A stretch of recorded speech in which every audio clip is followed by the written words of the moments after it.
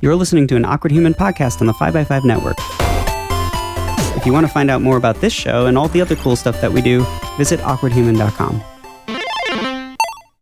Hello and welcome to the Awkward Human Survival Guide. This week we're talking about personality shifting boyfriends, strange rejections, and the complications of diffidence.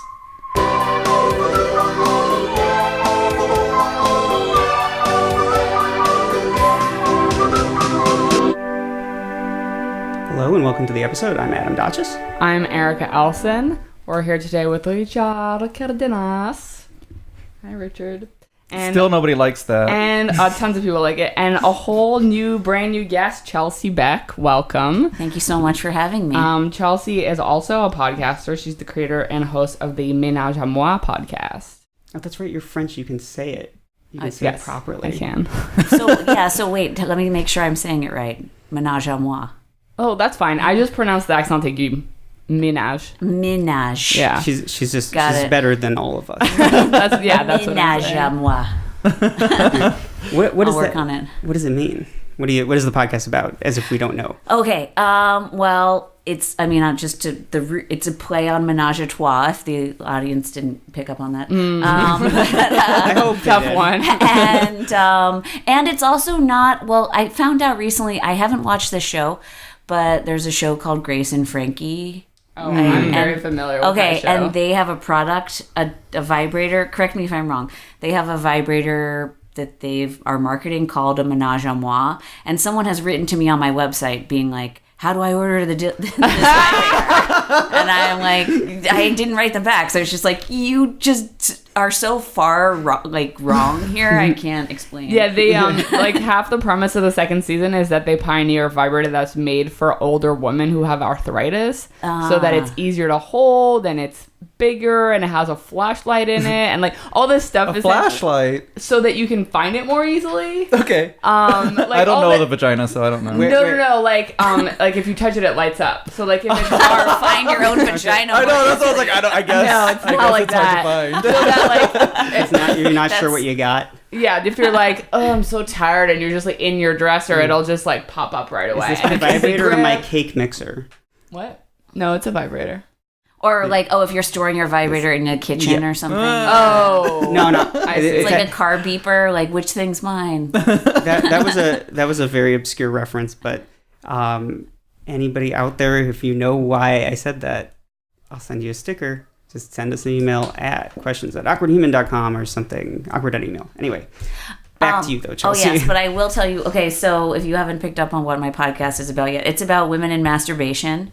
And we haven't covered arthritic masturbation yet, but maybe we will in the future. Can. I know, that's a great topic.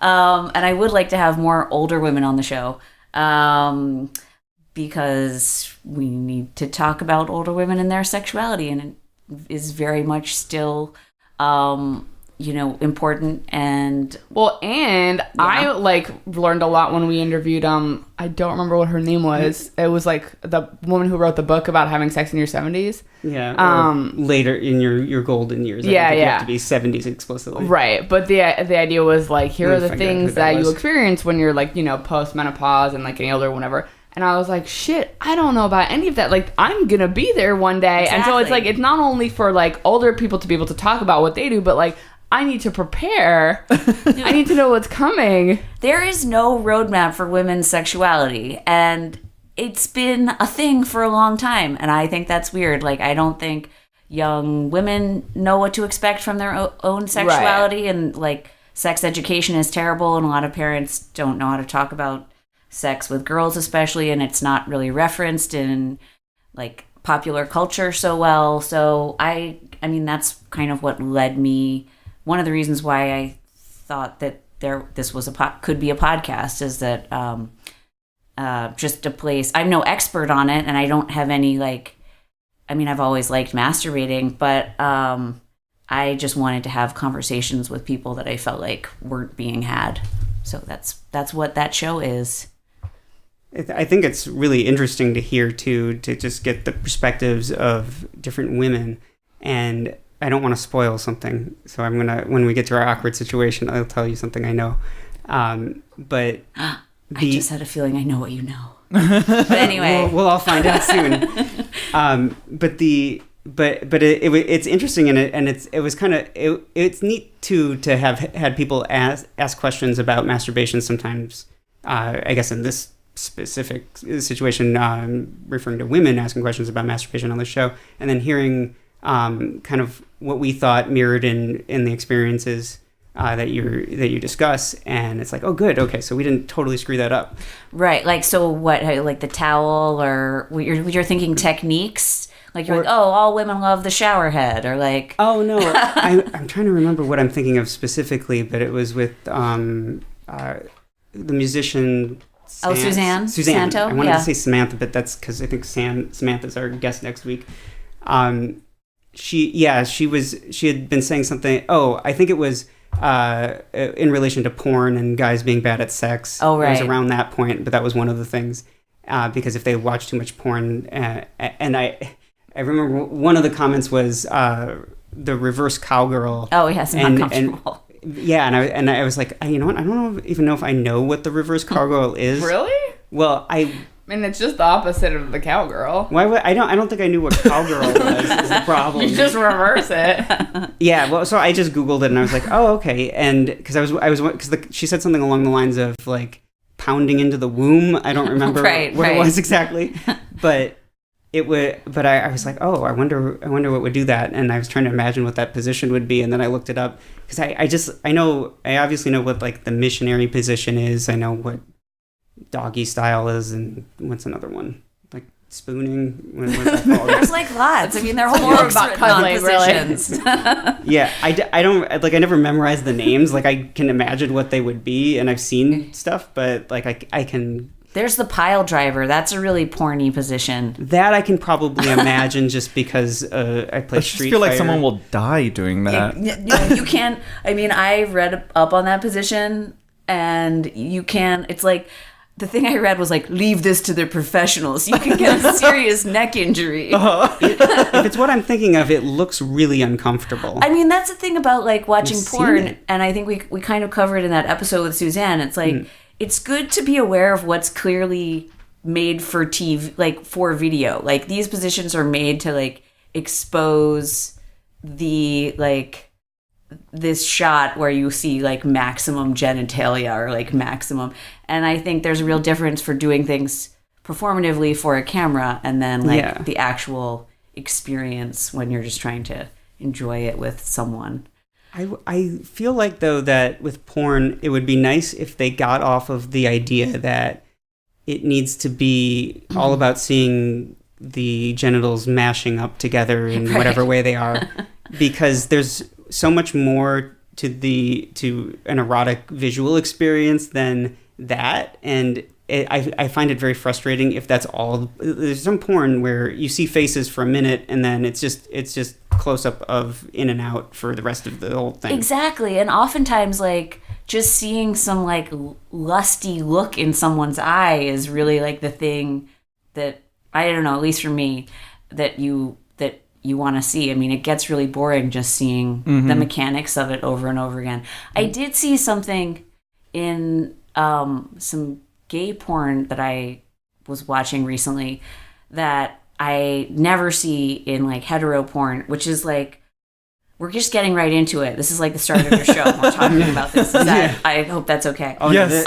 Okay. This is more normal than you think. Okay, good. But the penis was like going behind, like tucked through the legs, like facing, like if a person's head and eyes were facing this way, their penis was facing behind them. Like, and they were like sitting down into the asshole. it was a like blowjob situation. Oh, it was a blowjob. Oh, that's weird. I don't know. I was just like, that is a very interesting position for a penis, and I was thinking that I've never seen that in person. And so it was like they were coming up behind them, and they're like, "I'm gonna skip the butt and go right for the dick." It's weird position. I was just like, surprise, I'm back here. But I thought that maybe that was like for gay porn, that was maybe the reverse cowgirl of gay porn. Like that's really uncomfortable for the person that's doing it, but great for the camera or something. Yeah, I don't know how that would be great for the camera. I was I'm having kind trouble of, imagining by the that. sheer novelty of it, I was like, huh. It's like, surprise. And then also, you can get more genitals in one shot. Yeah. You get the more butt genitals. And, yeah.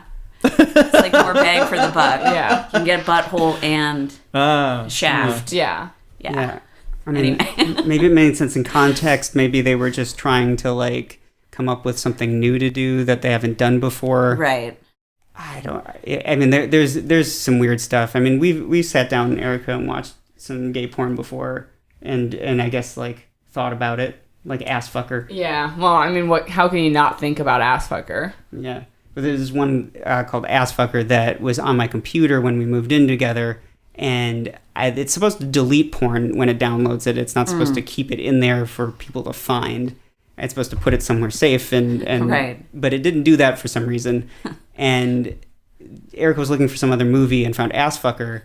And I have it download stuff that I don't watch half the time. This was not your computer. This was the computer we used for television in the living room. Yeah. So it wasn't like I was like searching through his files. I was like putting a movie in, and I was like, "Oh, where did my disc go?" And it was like, "Oh, were you looking for Ass Fucker?" And I was like, "No, I was looking for a Coen Brothers movie, but thanks for the full size poster." But that was also like it wasn't our computer in the sense that like I brought it into like I set that up and I'd been using it for years before we moved in together. So it wasn't used to having other people around. It was more of a television viewing system Yes. than like your laptop. Yeah, exactly. Yeah. So that's why I say. So it then we wasn't had to watch supposed it be on because we there. were like, well, let's see what this is about, and it was very literal. Well, was that the first time you guys had watched porn together? Yes, but not the last. What? Not the last. You're like, this is fun. I thought we watched Womb Raider together before. I thought we watched Womb Raider after because we were like, oh, we did gay porn, maybe. like male gay porn. Now we need to do lesbian porn together. Right. Yeah. Even it out, you know. I've been talking about that with some friends about, because I feel like guys growing up,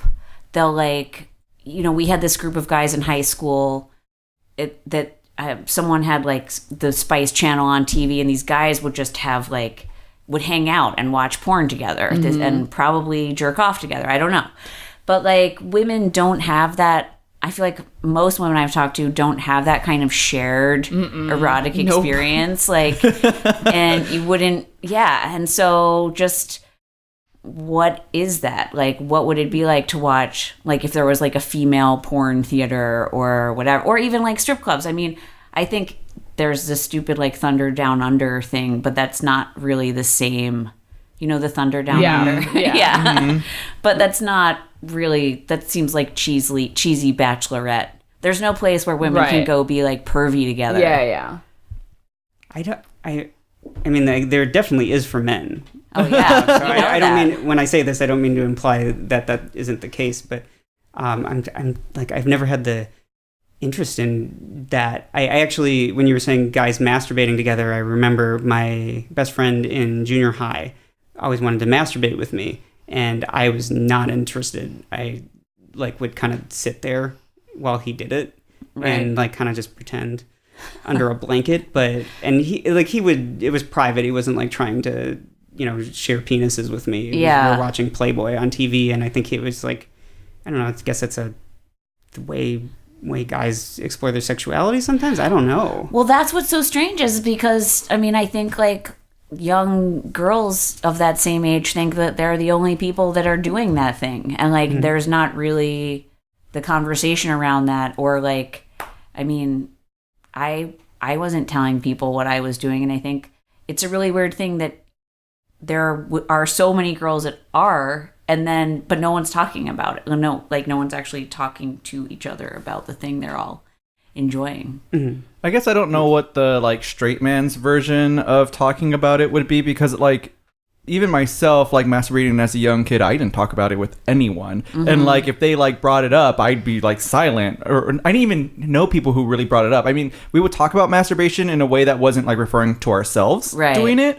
So I don't I would be curious to know what like the straight man masturbating with his friends, what that's about. Probably. Because I don't know what that's about. Probably mostly just about like the chicks. I imagine probably about the material that they're, this is a total guess. I mean, I had a younger brother who like, I think his, what magazine was it? Hustler or something. Like his Hustler was the first piece of pornographic material that I like really looked at.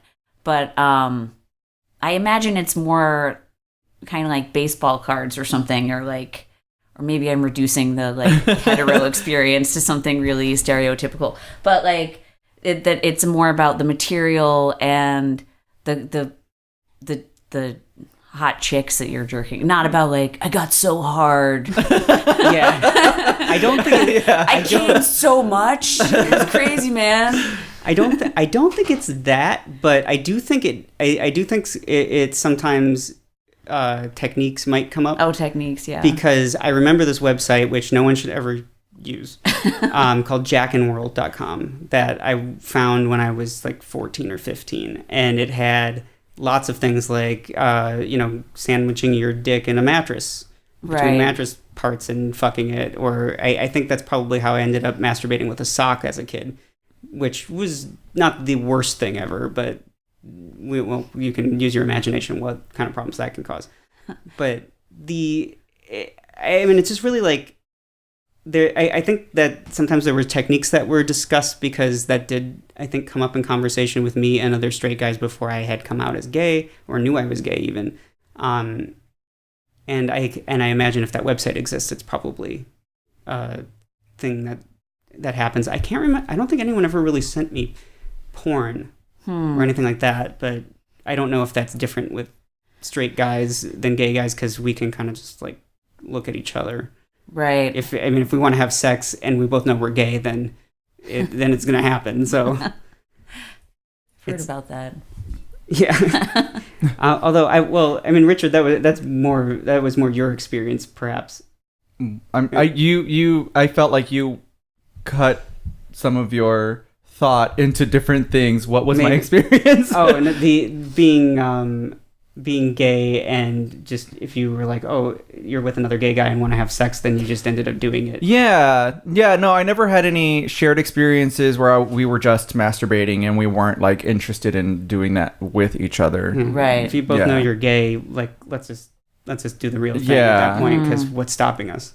Right. Yeah. I've never had any experiences where I was just sitting there masturbating with someone. Yeah. And maybe that's, who knows, maybe that's why, like, young women who probably aren't as, there's that like fear of, there's like like young men have this like ingrained homophobia, and they're like, if they got turned on, they just have to like stick to touching themselves rather than touching other people.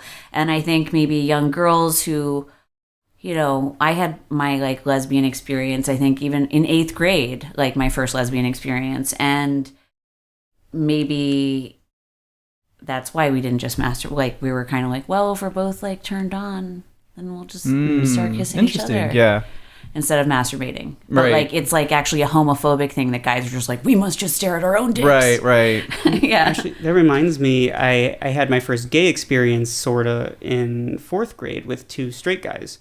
And I say that now because I'm pretty sure they're both straight. I guess I haven't checked in with one of them in a while, but as far as I know, that's how they turned out. But the other one, it's actually his birthday today.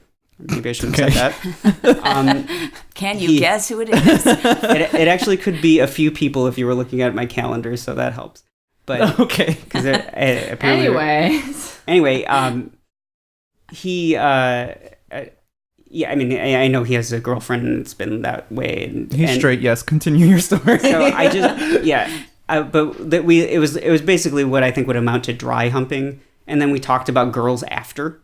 And it kind of was like a truth or dare thing almost. Well, more of a dare thing than anything. But we were like exploring and trying to figure something out, and there was never like a gay context to it at that age. We just didn't really understand what we were doing. Dry humping was so amazing back then. Like real. I think that's the thing I'm most nostalgic about being that age. It's just how magical dry humping was. I like it.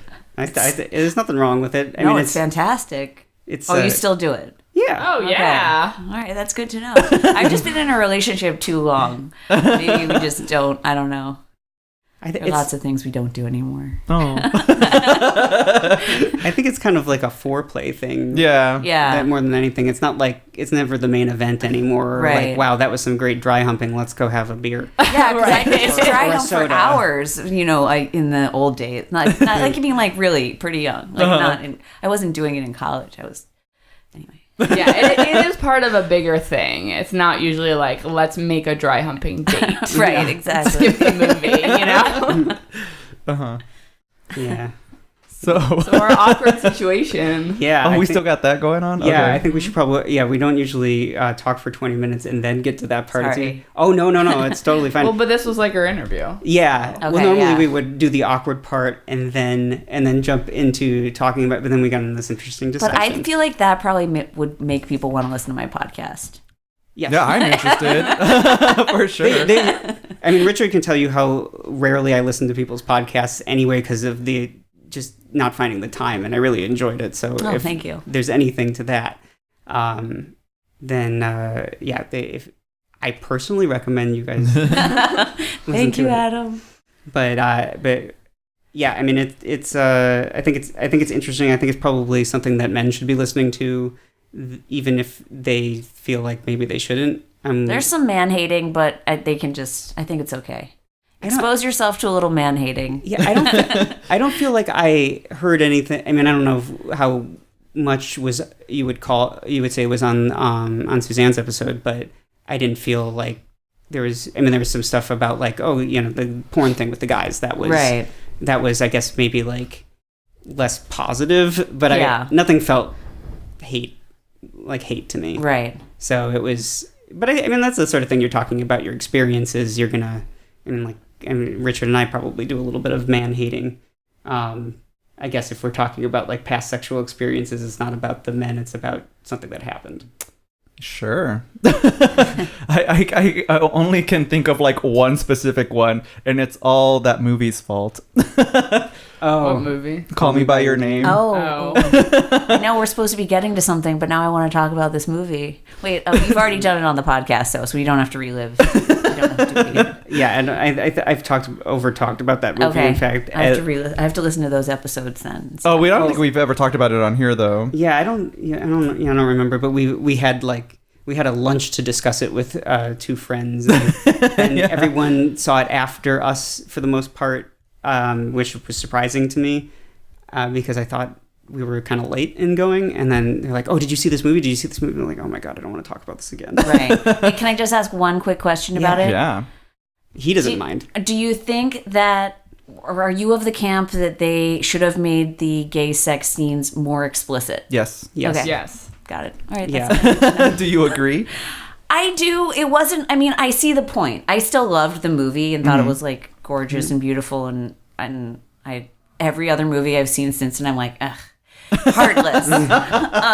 But I definitely understand that, and I do agree. But it didn't. I guess it didn't detract from the movie, although I could see why that would seem like a glaring omission. Yeah, I guess like what I've heard other people describe it as is not specifically that situation, but they would describe this as like a quote gay movie for straight people. Right, right. So I guess that could be one of the reasons why it wasn't in there. I don't know if I've ever like heard him say it or if he has talked with the director, if he has talked about it. I just don't think he sees it as I guess I've heard him say that it's like not a gay movie. It's like, and maybe that's offensive, like to be like, this isn't a game. But it's like a movie that maybe is more about family and about love that happens to be about a gay relationship. But you're like, there have been so few movies about gay relationships. It's like, no, this has to be a gay movie. Like, we need this one because it's to me it was so much more of a coming of age movie, right? And because like half the time that he is like exploring sexuality is also with this woman, right? And there's all this other stuff, and he's like trying to find out who he is as a person, and like And I think the issue with that is that they showed him having sex with the woman. They explicitly I showed still that. agree about the sex part. I'm just saying I guess I As don't far as really see that as a gay categorizing, movie, right. because it's so much about like who is this person and who is he gonna be like. Just because he has this gay relationship with this man doesn't mean he's going to be exclusively with men for the rest of his life and yada yada yada. Yeah, and Richard, this kind of goes to the conversation we were having last night, which I guess no one knows about, so I'm not going to get into that, but we were talking kind of about the, what makes a gay movie or show, or, when should a character be gay or when should they be straight? What's the, why I was kind of explaining why I think, why I make those decisions or don't if I'm writing something. And I agree that it did feel a lot like, the gay relationship being an afterthought. And so I can see why it would be a gay movie for straight people. And I think those are important. I like that happens, even if it's not something that I'm necessarily going to enjoy. Which was, I'm kind of like in between on the film. I didn't really like the first half of it very much. Not that I didn't think it was well done, but I just found it a little frustrating because it was supposed to be.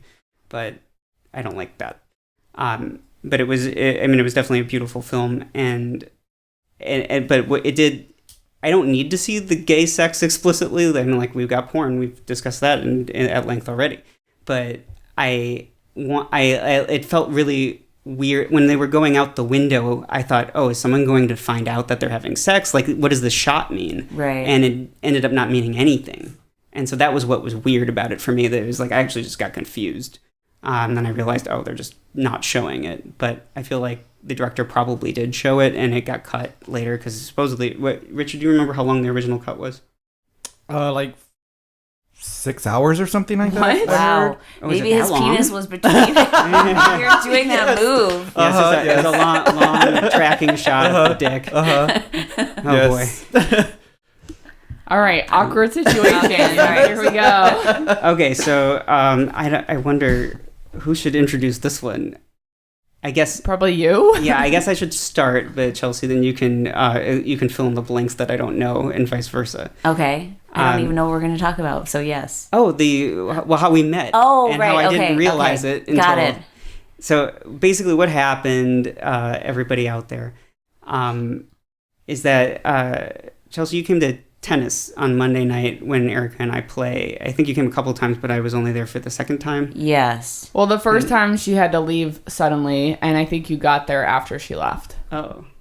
And I was also like with another group, like another night. I think like they had me switch around with like different levels of like nightly groups.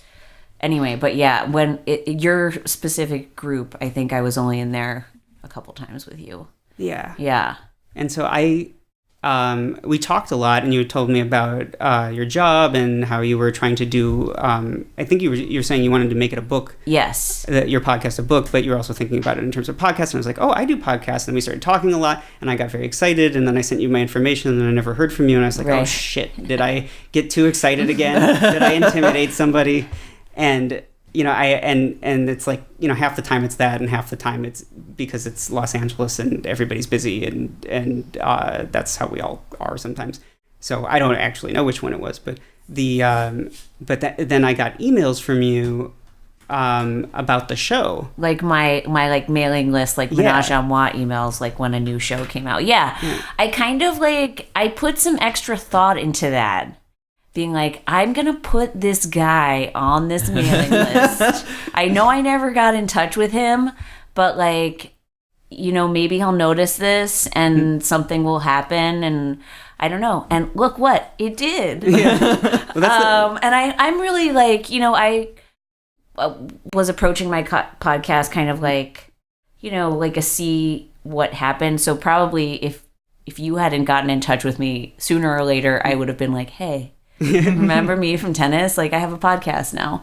But I'm not, when we were talking between drills, I was still working at the Broad and doing audio stuff there, and like thinking that there was some overlap we could do there. But then I ended up stepping down from my position there, and and so I just felt like I needed to make something for us to talk about. And now I did, and now we're talking. That is such the thought process that I would have.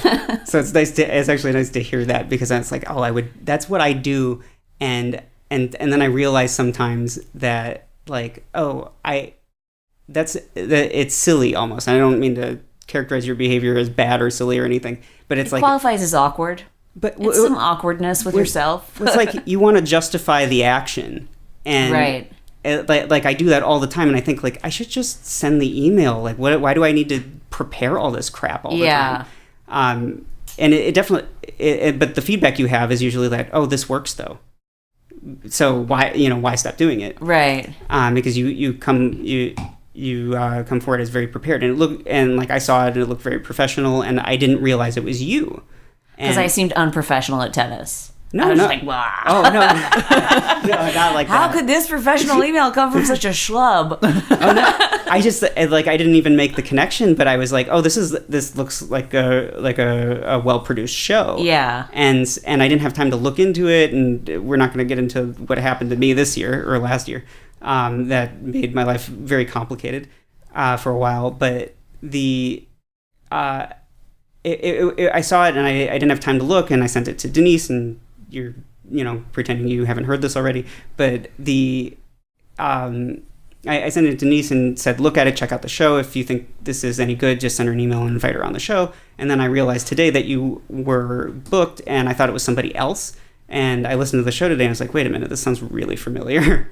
And a little Googling and a couple of text messages, and I found out that it was me. Yeah, it's exactly who I think it was. I'm glad you haven't come across too many other people that like say they're gonna do a podcast about masturbation and write a book about masturbation, or else it wouldn't be a good idea. Well, I wasn't sure until I found your Twitter, and then I was like, oh, I'm like not active on Twitter at all, but you still have your former position at the Broad up there, and I was like, yes, this is I know exactly who this is now. Got it. Yeah. So there was another surprise though, in that we know one of your guests. That's what I guessed it was going to be when you kind of teased your. Do you know which one?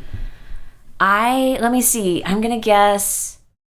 Gosh, this is a good one. Well, you've listened to the Suzanne one, but is it Suzanne? No. Okay. Jessa? Nope. How many guesses have you had? I know. I have really only had 7 guesses. Okay, good. Because I was like, this could take a I know. All right, give me a hint. You've said the first letter of their name already. First letter of their name already. Wait, that's... Do you know where Erica and I went to school? No. The American Film Institute. I don't know. Not helping. I still don't. I don't ask where my guests have done. I just ask about how they get off. Yeah, but one of them did make a movie. Oh, Janae. There you go. Yeah. Got it. Okay, great. Did you listen to her episode? I haven't yet. Okay. But the funny thing, what's especially funny about this is when we started at school, and I think I actually haven't told this story on the podcast before, but maybe, I don't know. As an exercise, someone from class had volunteered or been asked to volunteer to go and tell a very personal story on stage to everybody, and then we would have to write down exactly what happened, and then what we didn't know is that someone would be called up on stage to reiterate that story. So Janae was that person. We were actually supposed to be 2 people, but it took so long to do her story that we didn't get to the other person whose story I really wish I knew at this point. Because it would, I think, be very interesting. But she talked about how wanting to have a baby, and that she had before. I mean, she has 2 kids now, but she had sex with her husband, and then, like, I want to say this in a way that's not going to sound bad, but basically scooped the semen back into her vagina in hopes that she would get pregnant. And then was like, and I don't remember it that well anymore, because this was like in 2008, or it was 2008, right? I remember it vividly. Yeah, I should remember it the most because I was the one who had to go up on stage and pretend, like, from her perspective, Adam got very invested in staying in first person, and so he like reenacted everything as if he was a woman, which was great. It's like, and I scooped it back into my vagina, and I thought about this and that. And I went up to Janae afterwards, and I was like, I'm sorry if that made you uncomfortable. Like, I wrote my notes in first person, and it was just easier to do it that way. And I felt like I was getting in, I was like intruding in some way that was inappropriate, because this was a very private thing that you shared, even though everyone heard it. And so I was just reiterating what she said as best I could. But I'm sure at least how she was on my show, I'm sure she had a good reaction made you. She wasn't was like, "How dare you?" She loved it. It was really interesting bonding experience I had not had with somebody before. I wonder why. Well, she has an older daughter. I mean, is that what?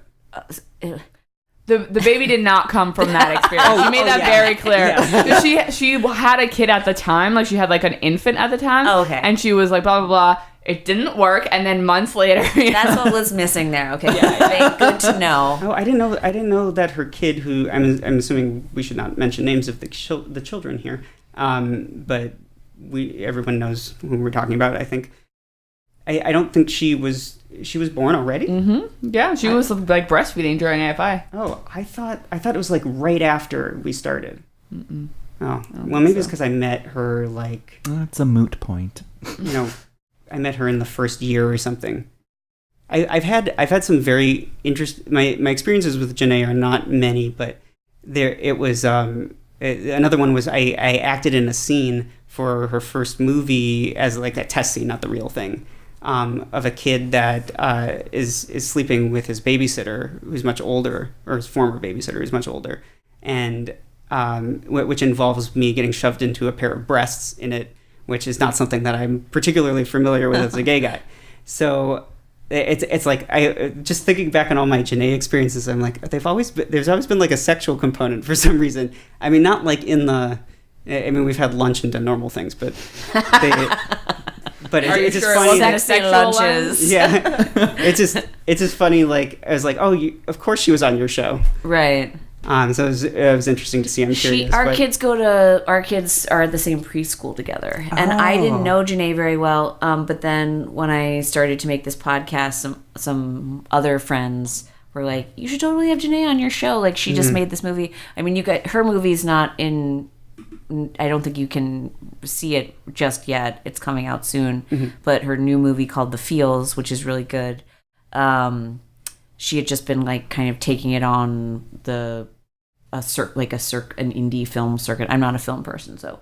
But shopping it around, is that what they call it? I think so. And I mean, I am kind of a film person, and I'm not really sure what the language is. Right. You make something and you try and show it to people that matter. Yeah. And so and it was like about the female orgasm, and so I thought she'd be a great guest to have on the show. Yeah. I mean, when I saw her name, because you just have the first names in the thumbnails, right, as you obviously know, but I saw Janae on there, and I was like, that's got to be Janae. Yeah. That's got to be the Janae I know. There's like no way that's not her. Yeah. So that was kind of funny. Ah, yeah. But yeah, so now we all know what happened with the whole story. It was such a weird morning for me.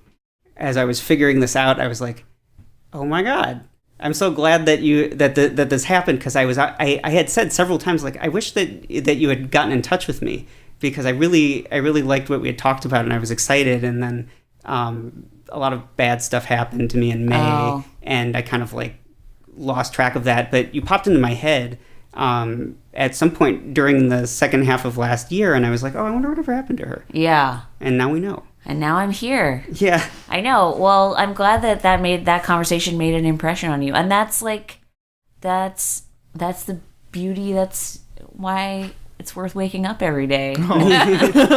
Because things like that happen. Like people kind of come in and out, and you never know what conversations matter. I don't know. Life is funny that way. Yeah. So, should we get to questions? Yes, we are almost 40 minutes in, so we should probably do what we're supposed to do on this show. I will remind everybody at this time, as usual, that if you have a question for the show or a story or anything that you want to talk about or talk to us about, or you get the idea. It's 509-AWKWARD. You can call, you can text, you can go to awkward.email for more options like sending us an email or sending an anonymous post that, just a reminder, though I think most people are figuring this out because it tells you have to like go back and check that URL for our response because it's anonymous and it prevents us from seeing any information about you. Although I'm working on some system upgrades, so I think that we'll have some new options too as well that will be that will make it easier in some ways to submit stuff, and also our text message system, I think, will work. It stopped working for some reason for a while properly. We still get the messages, but it doesn't like pop in where it's supposed to, and we didn't do anything, so I don't know what happened. Anyway, we're however you want to do it, we're getting them, so send them in. And I just wanted to update quickly. Reginald Farquaad, who wrote in under that pseudonym last week, had said that there was a problem with the episodes on Spotify, that 103 wasn't loading properly. And it turns out that we did actually fix that, and it seems to be cached on Spotify. So if you guys are having trouble, if anyone else is experiencing this, and you just skipped over it and you made it to this episode, and now you're wondering, whatever happened to that episode, if you want to listen to it, you can go to 5by5.tv/awkward/103, and you can get the episode that way. So that's our little update there. And I guess, Erica, that would lead you to read the first question. Our first question is from someone who's called Anonymous Darren Lover. Someone I called Anonymous Darren Lover.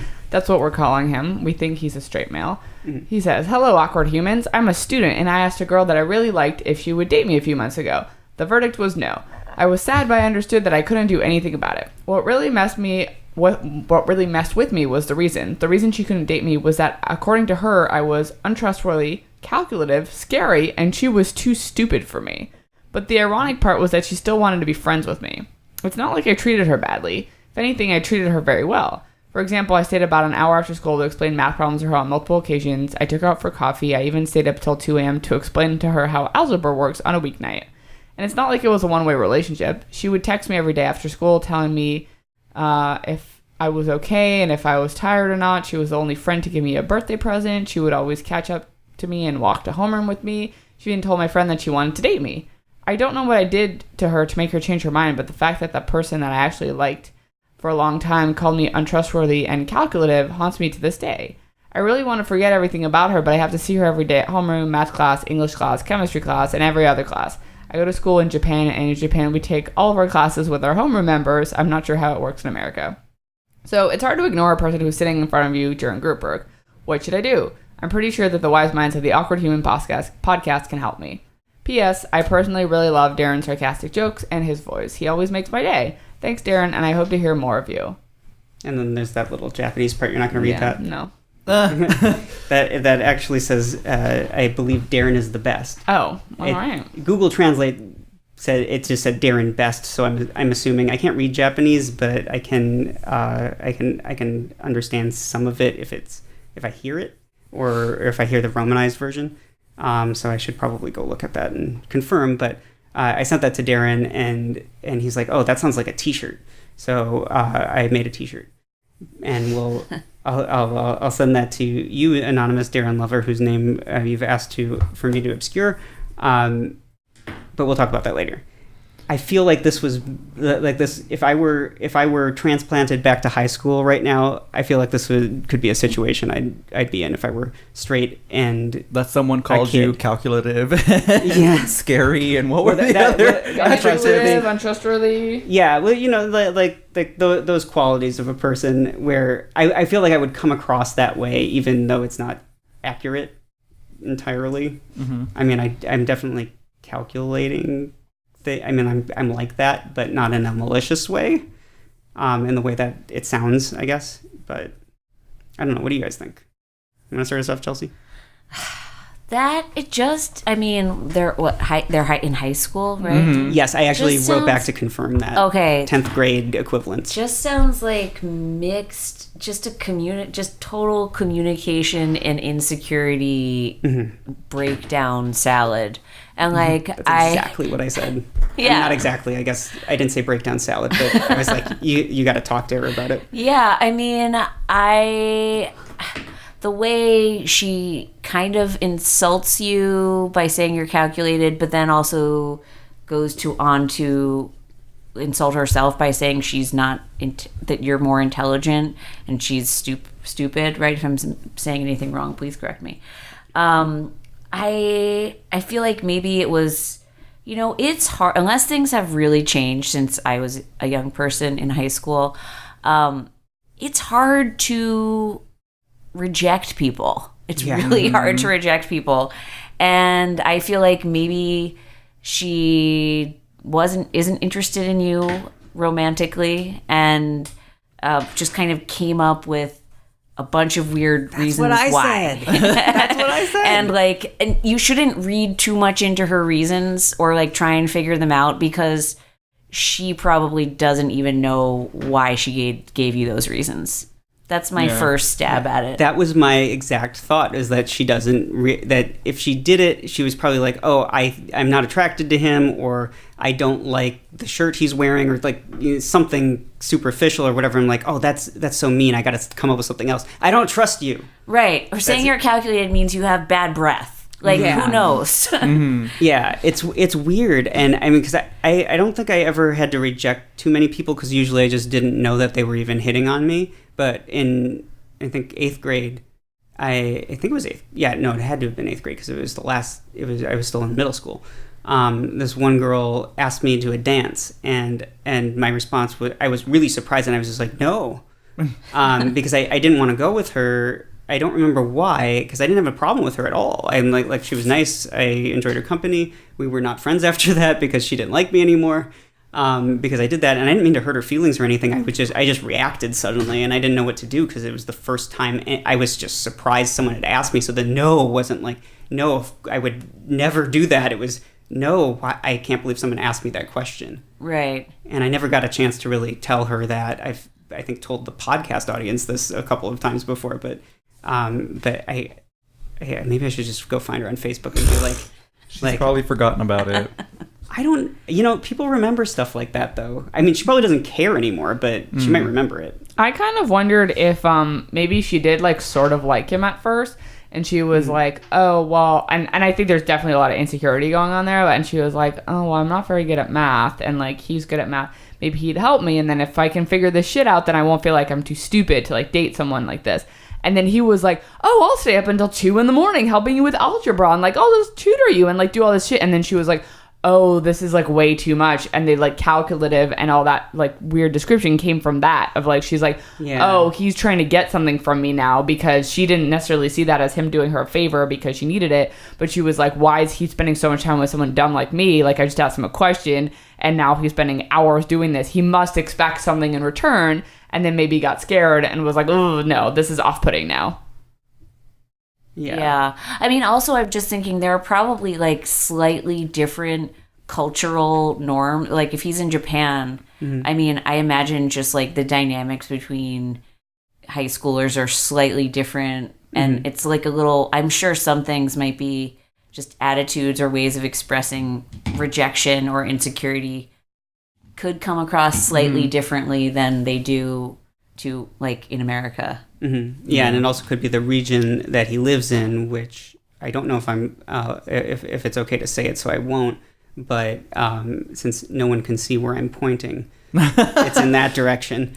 I don't know if that has an effect on how people grow up either in that area versus like let's say you were in Tokyo versus that's anywhere kind of like else. if you grew up in the United States. Yes, I'm pointing somewhere too. Yes, all of our different regions. However, people can see where you were pointing. But, Whoops. That's all right. It happened to be on you at the time. Damn it. Fine. However, that doesn't reveal where this person is from, so it's all good. I first of all, konnichiwa. But what I feel like is, and bringing back to that like cultural thing, like I don't really know what that would be for them if my suggestion will be like acceptable or not. But I feel like you should probably have a conversation with her where you just say like, hey, I know you said all this stuff. I was just wondering like maybe if you can either clarify or like I'm not going to be upset with you or anything, but I'm just wondering if that was like the truth. Like it just felt like it came out of nowhere. And I'm like totally okay with you not being liking me, and I just want to like kind of move on from that. So if you could like explain why you said that stuff, then maybe she will say like, I actually feel that way about you. I think you're cool, but those are what my feelings are. Or she might say, yeah, I kind of panicked, and that's what I said. I'm not interested. I mean, hopefully, something can come out of that. Yeah, having a conversation, just like being straight up about it, and like trying to have a conversation where you're just like laying out what is actually confusing to you. sounds like a healthy way of approaching it. It is, and or I know you it's could just never talk to her again. Yeah. I mean, well, it sounds like they're like always around if each they're other. having to do, like group projects together and everything, he could Right. just be like, hey, I don't want it to be awkward, and also like I don't want to like come on too strong with someone else or whatever. Yeah. So yeah. I mean, that was kind of what I was saying. Like, have the conversation with her and say, like, I just don't want to. I don't want to. If I'm giving this impression to people, I don't want to do that. So, Yeah. What was it that made you feel that way? So I don't make you and other people feel that way. Right. I mean, if that's what he wants. If you want people, I don't get the impression he wants people to feel that he's like calculative and untrustworthy. Yeah. But It's so hard though, like, and maybe I'm, like, I've been reading so much about like Me Too and criticism about that, and not criticism about it. What both sides like that the Aziz thing has kind of polarized. But you're talking about Aziz Ansari. yeah. I just wanted to make sure we're. Aziz, yeah, sorry, that's shorthand. Just if you're, Yeah, I always try to expand it for the listen. It's so easy to like get into you're in the conversation, then you have to remember that the context might not be apparent to everybody. yeah, And it's like I probably screw it up all the time, but I'm always like listening to everyone else doing it. I'm like, I'm judging everybody else, but I'm fine. right. But essentially, like, she's rejected you once. Like, leave her alone now. I mean, Yeah. I know that sounds really harsh, but I do think sometimes, like, she doesn't really owe him it more. Like, it's for him to settle, like, and come to his own like emotional peace with that. And even if it is awkward, like, she kind of panicked and handled it poorly, but I think at a certain point you can't just keep like coming back to a person and being like, but my emotional needs weren't met. Like, I'm confused. Yeah, And I mean, I understand that too. Sorry to interrupt you. Yeah, no, but, that's fine. But I understand that point, but I feel like it could be damaging to whether it was a man or a woman for them to hear that kind of like explanation of like, you are this, you are this, you are this, and then Right. to just be like, okay, I accept that as your reason, and then like going forward, like, what did you True. do with that? Like, True. so like, Yeah. I think Especially when you're a teenager and Exactly. like Yeah. you're still in your formative years and figuring out how to talk to people. Dude, but you know how many people said mean shit to me that I didn't then get to be like, Yeah. excuse me, Yeah. why did sure, you for think I sure. was a lesbian witch? Like, I don't know. I think it's fair to ask the question. It's just like I think with what you're saying that makes sense to me.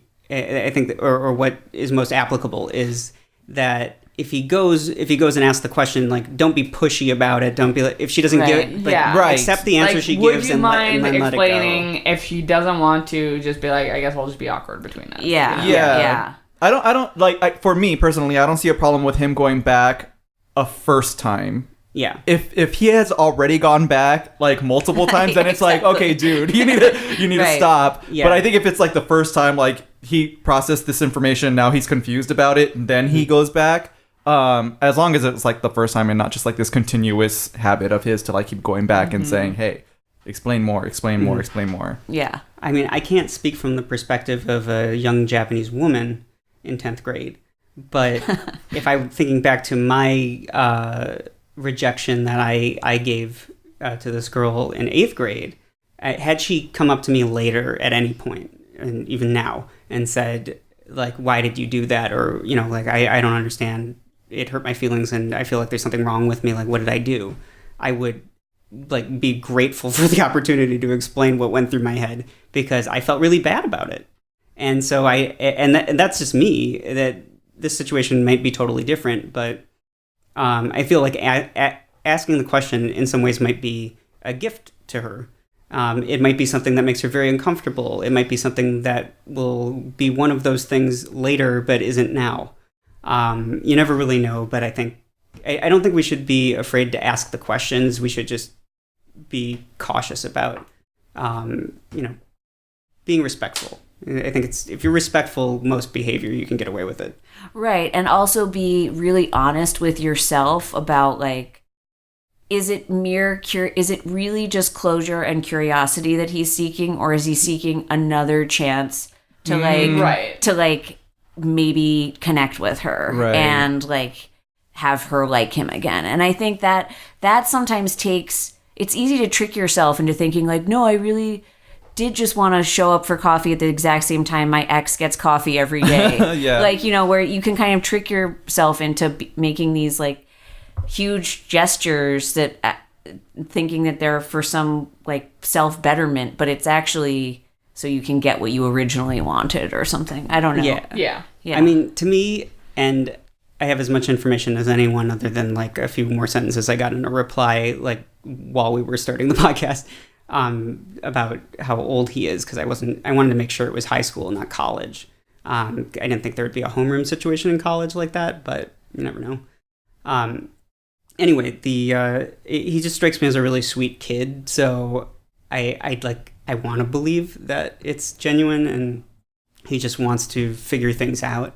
It doesn't seem malicious, but I mean, I guess you never know with anybody. Like, right. People can come across that way, and they can also completely think that, but then maybe the way that the behavior comes out looks different or is different or anything like that, which is anonymous person. It's not to say that that's necessarily the case for you, but it I mean, I guess it's hard to know, but we're rooting for you being sweet and nice. Yeah, please be sweet. All right, so I think that's pretty good. We can move on to our next question, which comes from, well, I'll just read it. Hi, my fake name is Josh, and I'm 14. What do I do if I'm shy and like a girl? How do I ask her out without betraying my ways? How can I do it without having to ask like normal, or can I get her to ask me? The end. You mean like a text message instead of in person? I guess.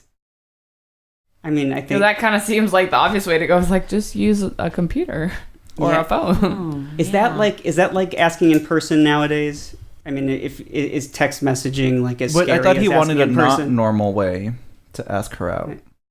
Well, I mean, to us, like text messages are a not normal way. We would, do it in person unless it was like online dating or something. But if we were to, but I guess I'm saying if you're shy, why can't you send a text message? Oh, I see. That's where you. If his thing is like, I'm shy, I don't want to talk to her. It's like, just send her a text, and then worst case scenario, if she says no, then you never speak to her in person again. I don't think anyone in this room has been presented with this dilemma in a very long time, so it's a little bit foreign. But I don't know, Chelsea. What do you think? Well, did he say? I just want to make sure I heard you correctly. Did he say without giving up my ways? Like, yeah. What is ways? That? what are the ways? Without betraying my ways. Betraying his what ways? Are his ways? I mean, I guess shyness? His way.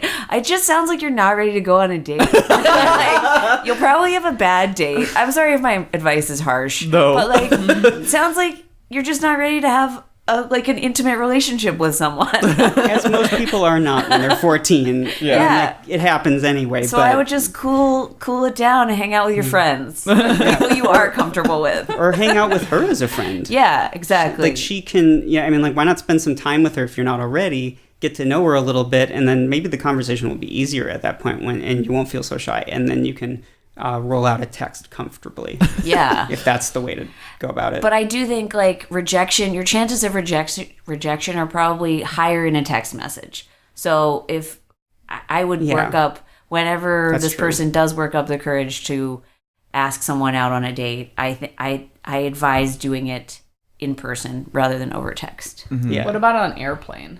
What? Like if they're in class together, he can make those little Oh, yeah, that's cute. And just throw it at her, but he has to have really good aim and make a really or good just airplane. Sit right behind her. If that lands on the wrong person's hair, then you're in trouble. Maybe address it to so and so. Yeah.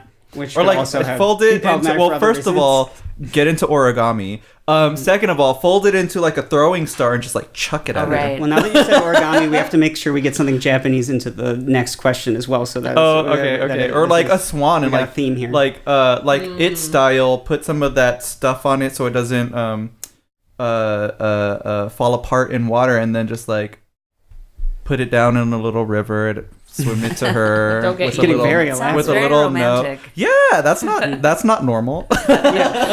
Are all your questions from? I just don't know. Do you normally get questions from this many teenagers, like high schoolers? It's not usually two in a row. Oh, okay. It seems to come in waves. They are the most awkward humans. Yeah, but we didn't used to. We used to get questions almost exclusively from people in college through their 30s. Okay. That was our media audience. It's like people graduate college, they're like, what do I do with my life? How do I meet people? How do I deal with people's family? Like all that weird shit when you're like trying to become an adult. And now we have a lot of like 14, 15-year-olds and then like quite a bit of parents who've like found the show. Our book is geared towards that audience, which some people didn't understand when they bought it and then reviewed it on Amazon. They were like 40 years old. They're like, why isn't this helping me? I'm 40. Oh, you have to do a second volume, though, for 40 for the older crowd, too. Well, you guys got to turn 40 first. Right. I think then you can start giving them. I'm getting close, though.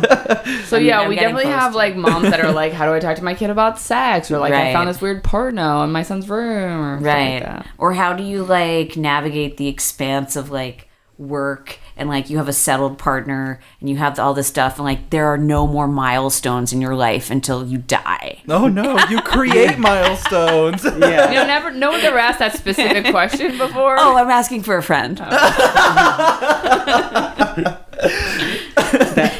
mean that's it. It is interesting because I remember when I turned 25, I'm like, there's nothing left to get here. Right. It's now I can rent a car at the normal price and there are no bonuses going forward until like you're 59 and a half or whatever it ends up being in the future, and you get retirement benefits if the government still exists then, who knows.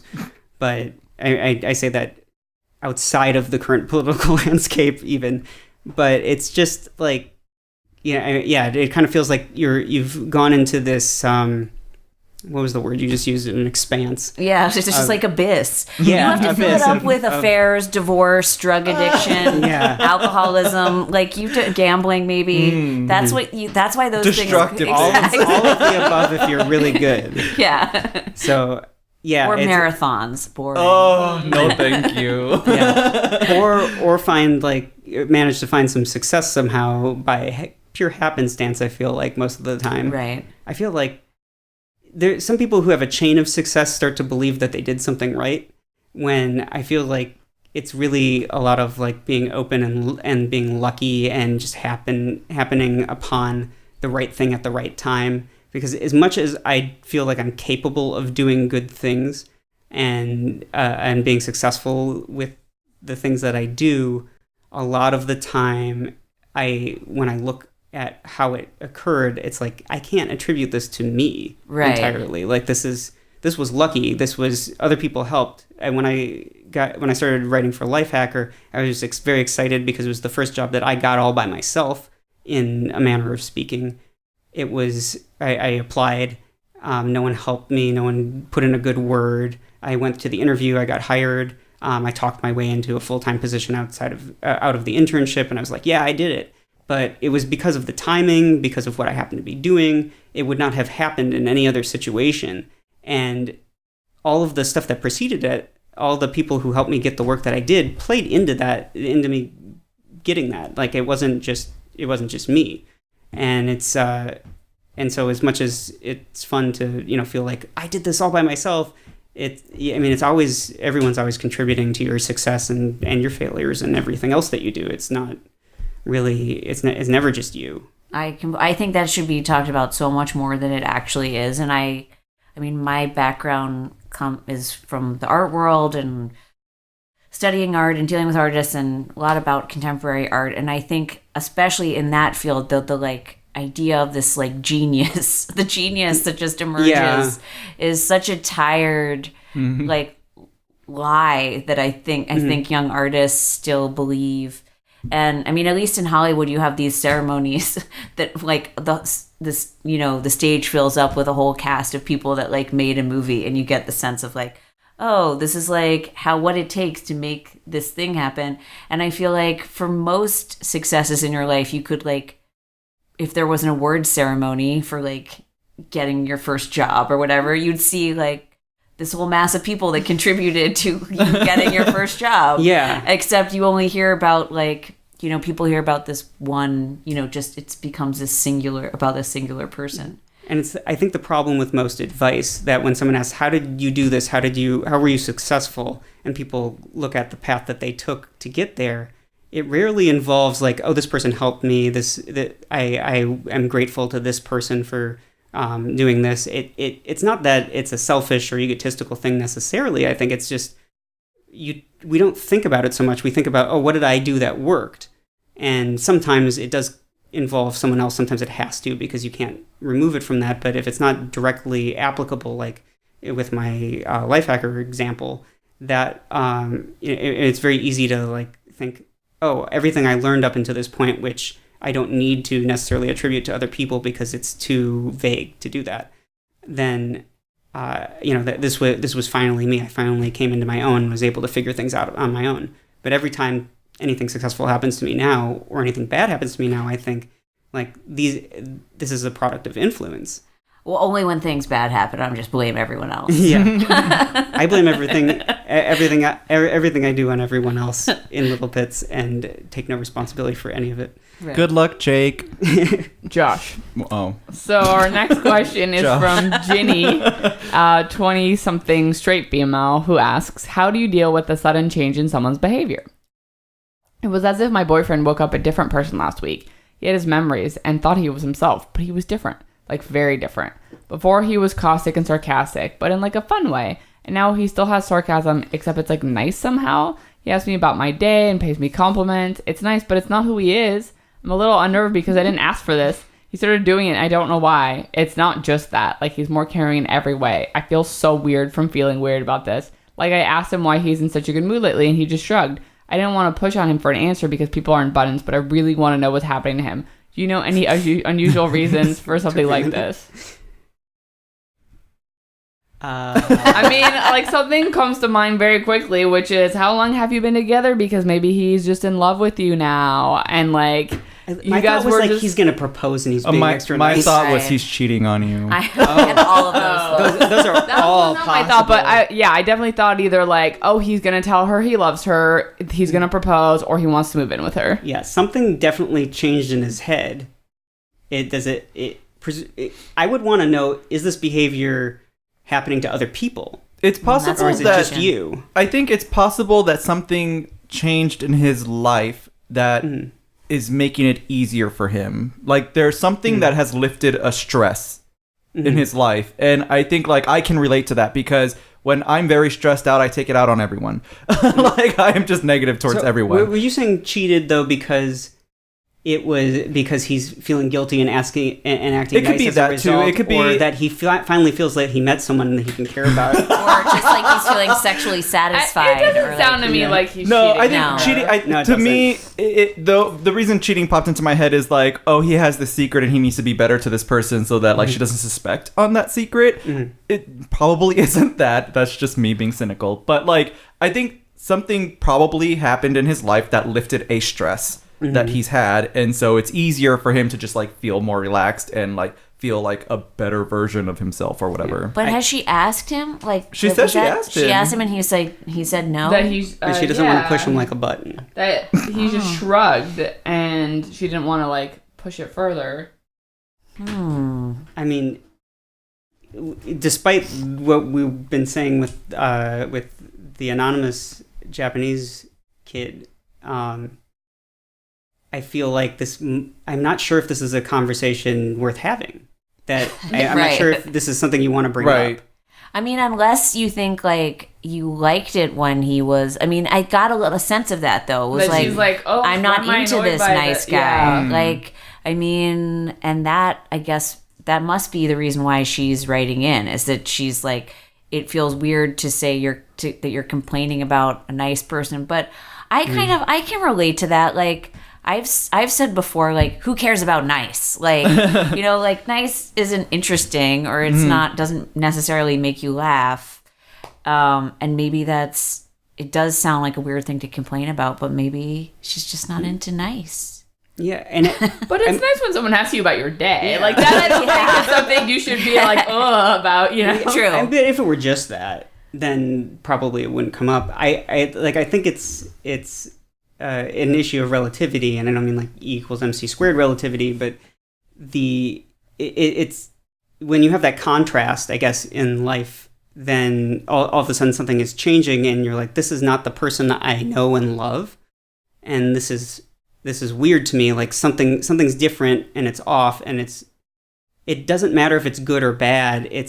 We are very keen on those changes. I remember there's this kid, Shane, I went to high school with, who I was walking into Spanish class, and he just came up. I was walking in the door when he was leaving, and he just smiled at me and gave me a hug and then ran away.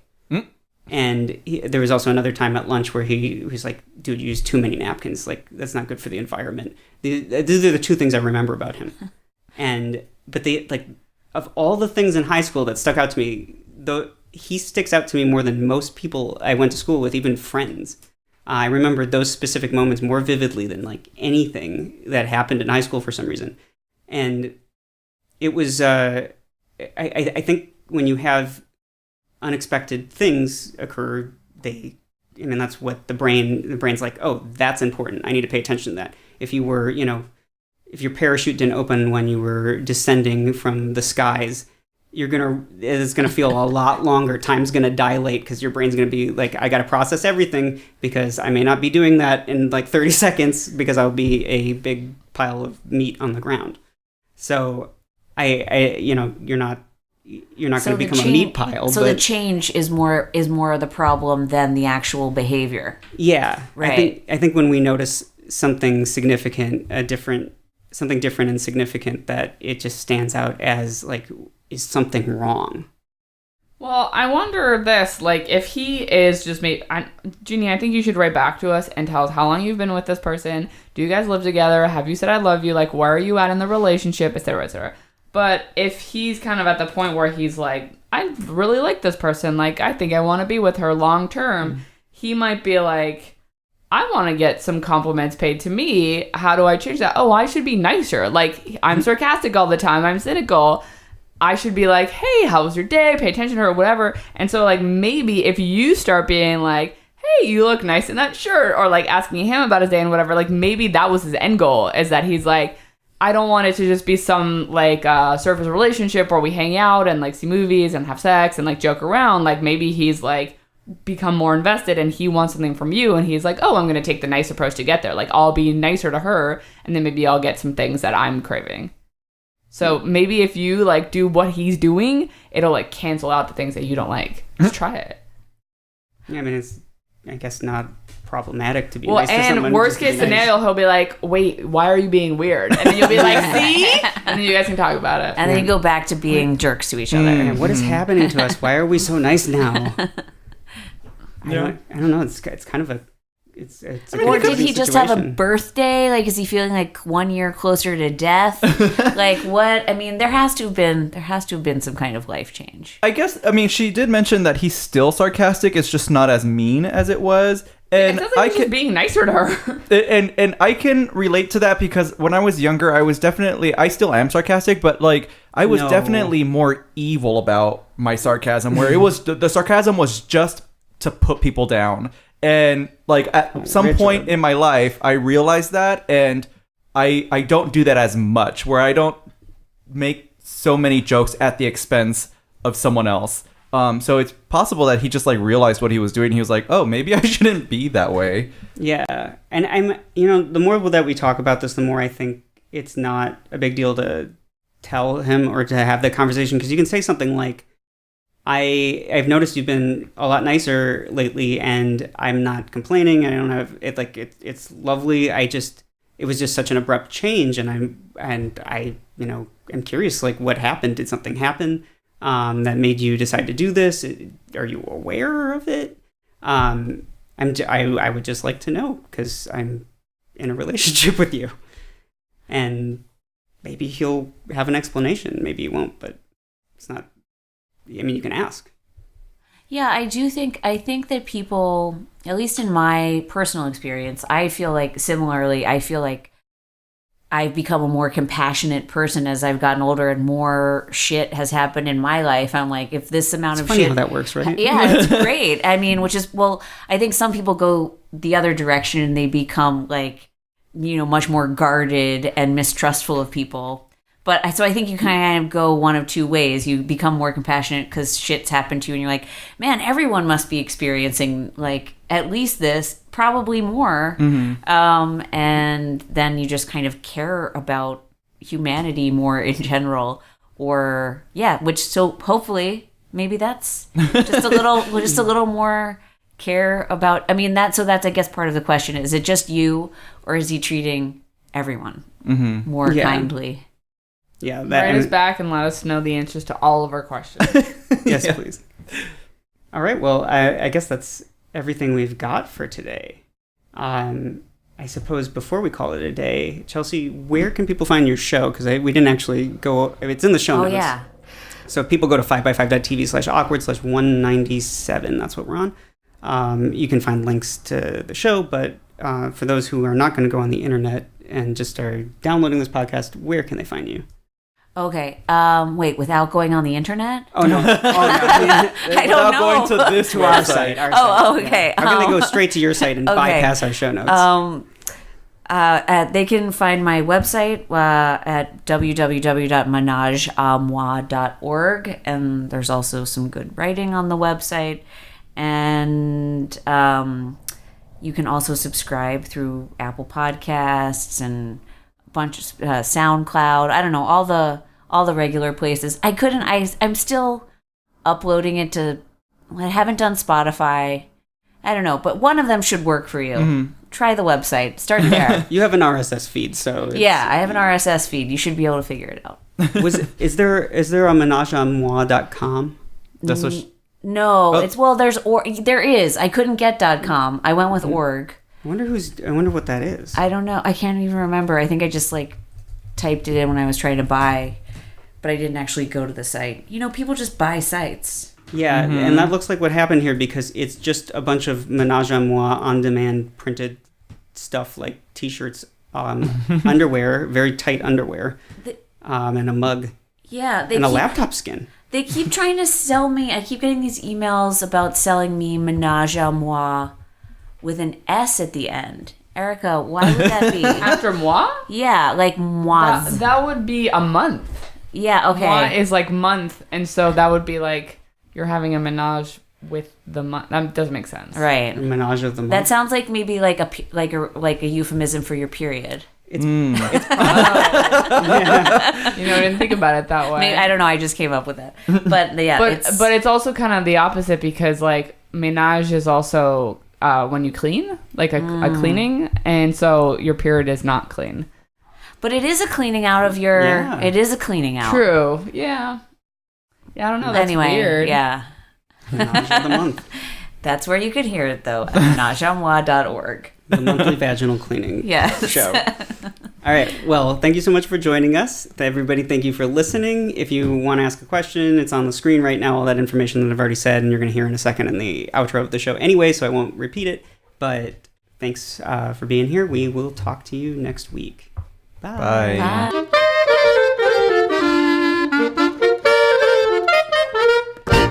Got a weird question, comment, or story for the Awkward Human Survival Guide? Send it in. Really seriously, send it in, and please send it in. We want it really bad. You can do that in all sorts of ways on awkward.email. Yes, that sounds weird, but you literally just type awkward.email into your web browser, and it's like a regular website. It pops up our fancy contact page, made lovingly by Connor Vickers, one of our favorite listeners and an awesome developer.